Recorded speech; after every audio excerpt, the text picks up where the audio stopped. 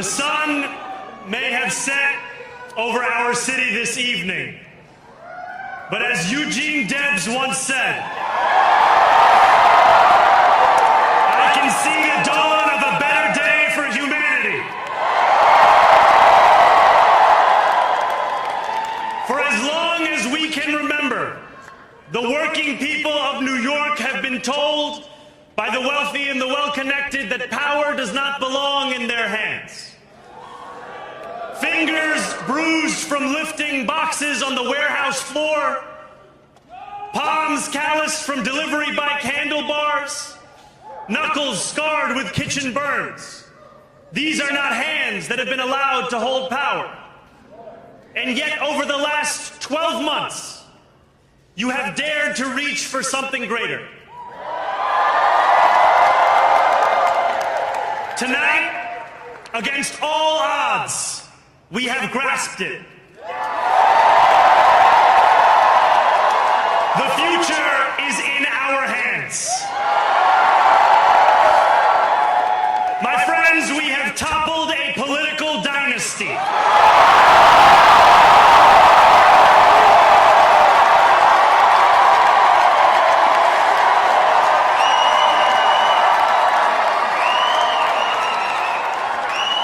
I wish Andrew Cuomo only the best in private life. But let tonight be the final time I utter his name as we turn the page on a politics that abandons the many and answers only to the few.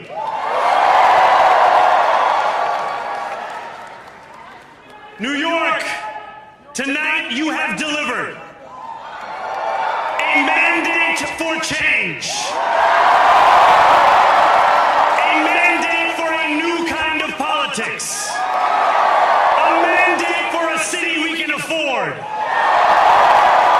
And a mandate for a government that delivers exactly that. On January 1st, I will be sworn in as the mayor of New York City.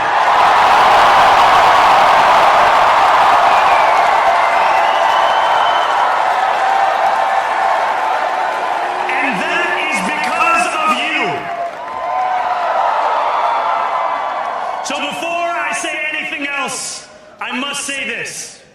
Thank you. Thank you to the next generation of New Yorkers who refused to accept that the promise of a better future was a relic of the past. You showed that when politics speaks to you without condescension, we can usher in a new era of leadership. We will fight for you because we are you. Or as we say on Steinway, ana minkum wa ilaykum.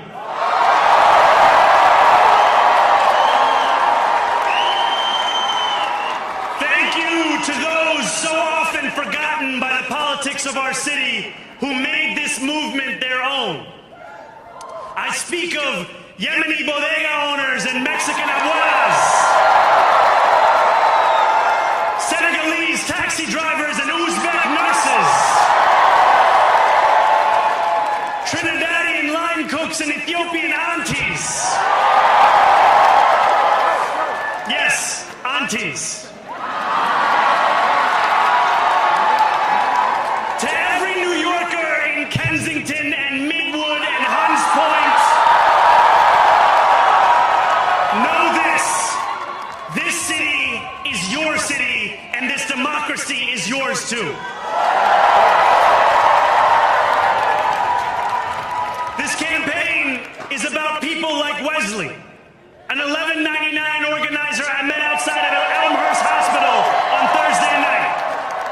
A New Yorker who lives elsewhere, who commutes 2 hours each way from Pennsylvania because rent is too expensive in this city. It's about people like the woman I met on the BX33 years ago, who said to me, I used to love New York, but now it's just where I live. And it's about people like Richard, The taxi driver I went on a 15-day hunger strike with outside of City Hall, who still has to drive his cab 7 days a week. My brother, we are in City Hall now.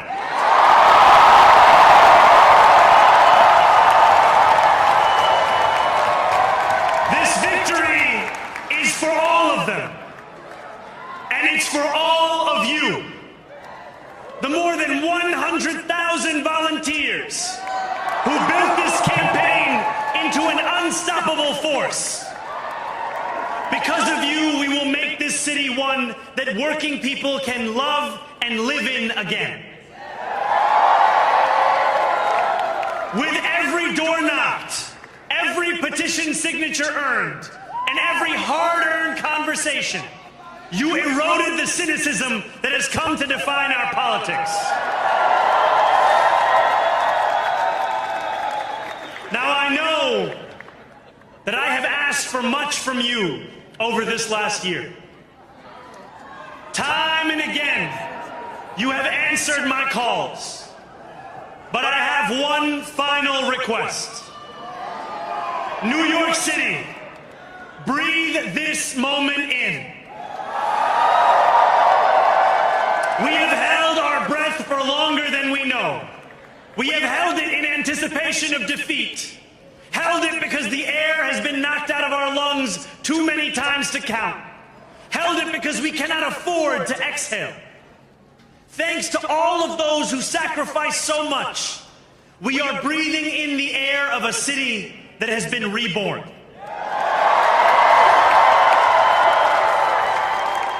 To my campaign team, who believed when no one else did, and who took an electoral project and turned it into so much more, I will never be able to express the depth of my gratitude. You can sleep now. To my parents, Mama and Baba, you have made me into the man I am today. I am so proud to be your son. And to my incredible wife, Rama,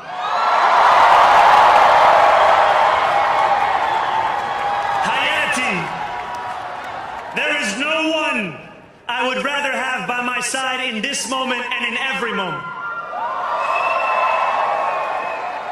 To every New Yorker, whether you voted for me, for one of my opponents, or felt too disappointed by politics to vote at all, thank you for the opportunity to prove myself worthy of your trust. I will wake each morning with a singular purpose: to make this city better for you than it was the day before. There are many who thought this day would never come, who feared that we would be condemned only to a future of less, with every election consigning us simply to more of the same. And there are others who see politics today as too cruel for the flame of hope to still burn. New York, we have answered those fears. Tonight we have spoken in a clear voice. Hope is alive. Hope is a decision that tens of thousands of New Yorkers made day after day. Volunteer shift after volunteer shift, despite attack ad after attack ad. More than 1 million of us stood in our churches, in gymnasiums, in community centers, as we filled in the ledger of democracy. And while we cast our ballots alone, we chose hope together. Hope over tyranny. Hope over big money and small ideas. Hope over despair. We won because New Yorkers allowed themselves to hope that the impossible could be made possible. And we won because we insisted that no longer would politics be something that is done to us, Now it is something that we do.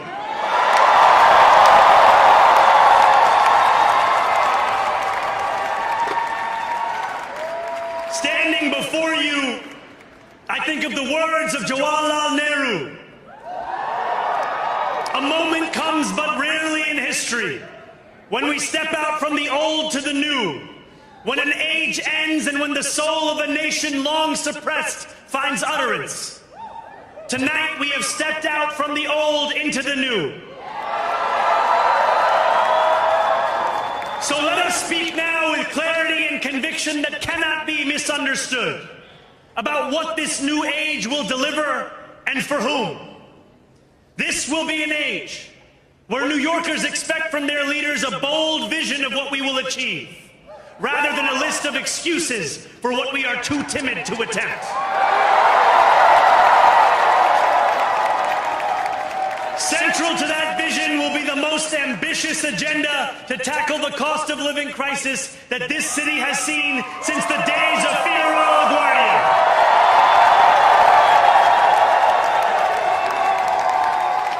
An agenda that will freeze the rents for more than 2 million rent-stabilized tenants. Make buses fast and free.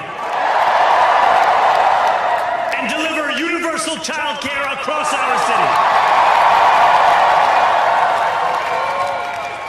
Years from now, may our only regret be that this day took so long to come.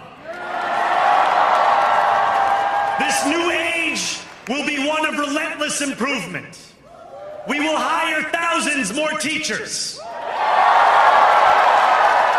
We will cut waste from a bloated bureaucracy.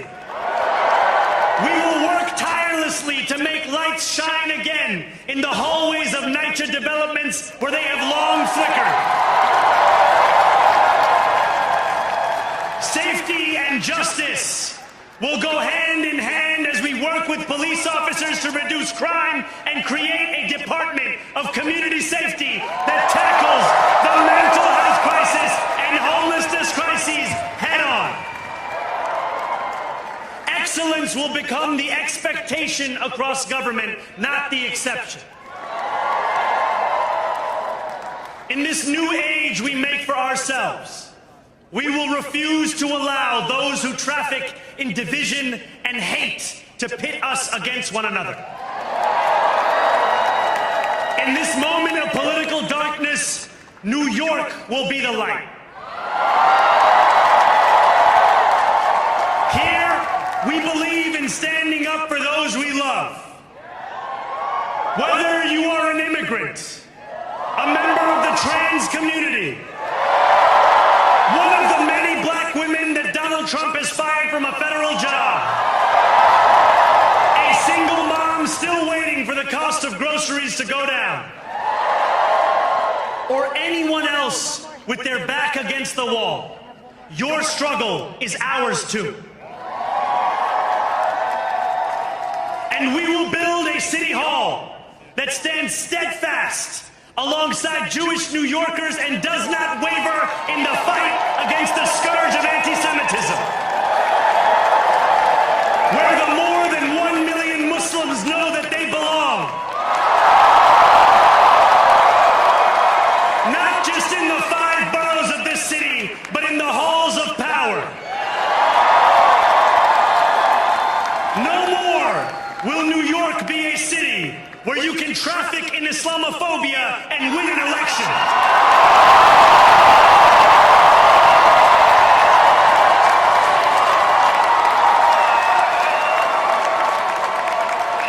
This new age will be defined by a competence and a compassion that have too long been placed at odds with one another.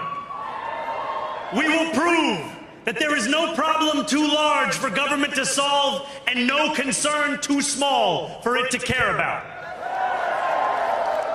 For years, those in City Hall have only helped those who can help them.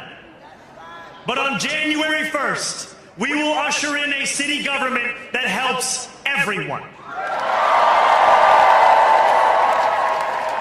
Now I know that many have heard our message only through the the prism of misinformation.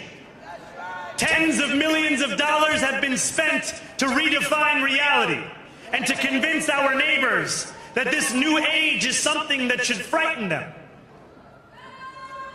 As has so often occurred, the billionaire class has sought to convince those making $30 an hour that their enemies are those earning $20 an hour.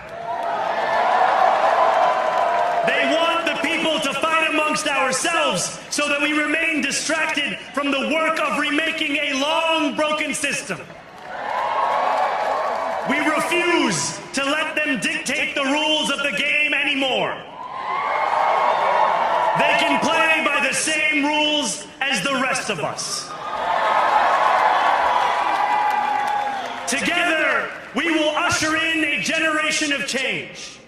And if we embrace this brave new course, rather than fleeing from it, we can respond to oligarchy and authoritarianism with the strength it fears, not the appeasement it craves.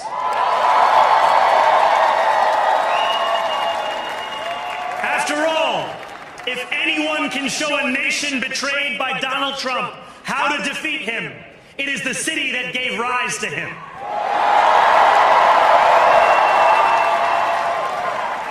And if there is any way to terrify a despot, it is by dismantling the very conditions that allowed him to accumulate power. This is not only how we stop Trump, it's how we stop the next one. So Donald Trump, since I know you're watching, I have 4 words for you. Turn the volume up.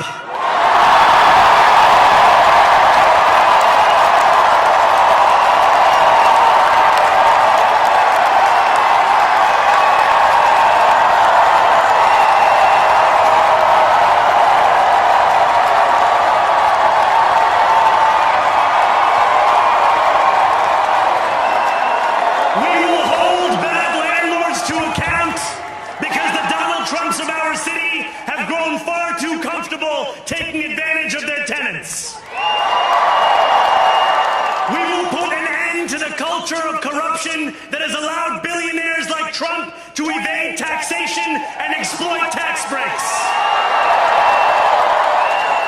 We will stand alongside unions and expand labor protections because we know, just as Donald Trump does, that when working people have ironclad rights, the bosses who seek to extort them become very small indeed.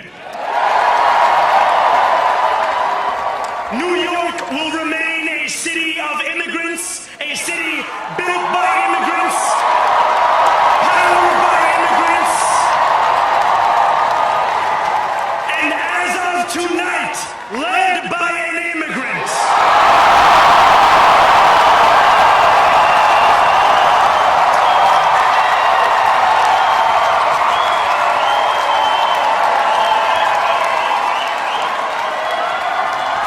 So hear me, President Trump, when I say this. To get to any of us, you will have to get through all of us.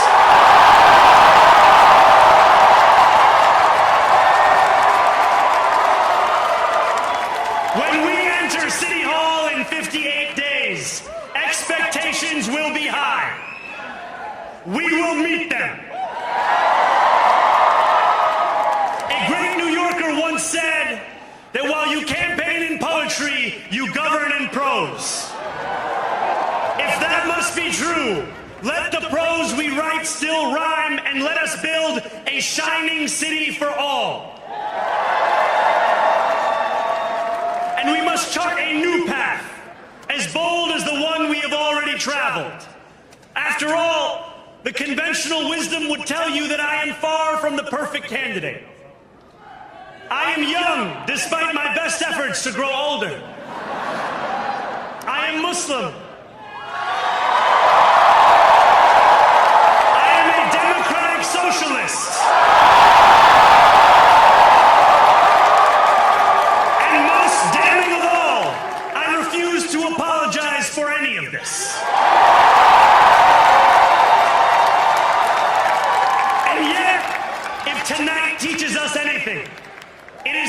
convention has held us back. We have bowed at the altar of caution, and we have paid a mighty price. Too many working people cannot recognize themselves in our party. And too many among us have turned to the right for answers to why they've been left behind. We will leave mediocrity in our past. No longer will we have to open a history book for proof that Democrats can dare to be great. Our greatness will be anything but abstract. It will be felt by every rent-stabilized tenant who wakes up on the first of every month, knowing the amount they're going to pay hasn't soared since the month before. It will be felt by each grandparent who can afford to stay in the home they have worked for, and whose grandchildren live nearby because the cost of childcare didn't send them to Long Island. It will be felt by the single mother who is safe on her commute and whose bus runs fast enough that she doesn't have to rush school drop-off to make it to work on time. And it will be felt when New Yorkers open their newspapers in the morning and read headlines of success, not scandal. Most of all, it will be felt by each New Yorker when the city they love finally loves them back. Together, New York, we're going to freeze the... Together, New York, we're going to make buses fast and... Together, New York, we're going to deliver universal... Let the words we've spoken together, the dreams we've dreamt together, become the agenda we deliver together.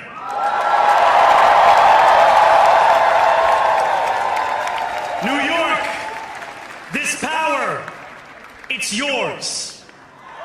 This city belongs to you. Thank you.